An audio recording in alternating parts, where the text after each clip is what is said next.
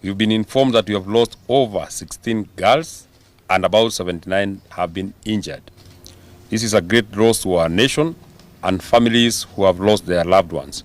This morning we've woken up the sad news of the fire tragedy at Utumishi Academy in Gilgil, Nakuru County.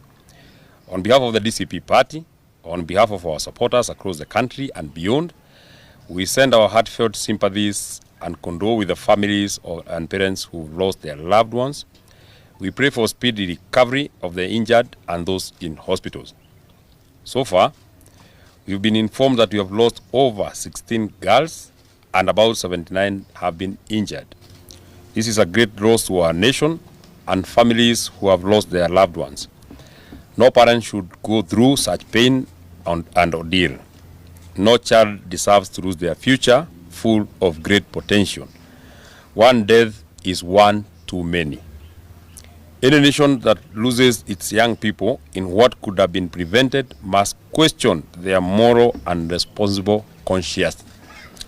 As the nation mourns, we strongly question the disaster preparedness in our country, especially in our boarding schools. We have lost too many students for a long time, ranging from St. Kizito in 1990s, Changuri Boys, Hillside and Russia Academy, and countless others.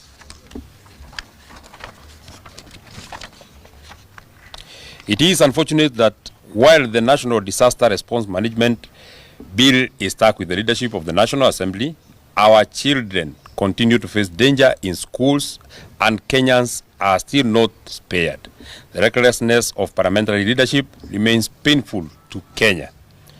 The function of disaster response is treated as an afterthought by this administration, who carelessly moved to the incompetent Cabinet Secretary for Interior, Kipchumba Murkomen, who cannot be reached while he is attending to his late-night social calendars.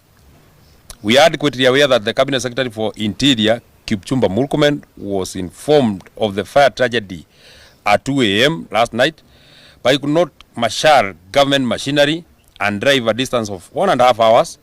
The Cabinet Secretary is too big that he could not even drive. He chose to only fly and was waiting for the weather to clear up this morning. A Cabinet Secretary who is an epitome of failure, Mr. Kipchumba Murkomen, must take personal responsibility in the loss of lives of the children who have lost their lives. If the same effort and energy used to recruit, deploy, and maintain political goons by Kipchumba Murkomen and Raymond Omoro was applied, disaster response management bill, the disaster management bill would have been applied, mitigation measures would have been implemented, and lives would have been saved. Moving into the future, we must put Kenya in a much better space in terms of disaster preparedness, disaster management, and mitigation. The question that we ask is, where is the National Disaster Response Committee, including all the key stakeholders, that was appointed in the year 2023 and put under the office of the Deputy President?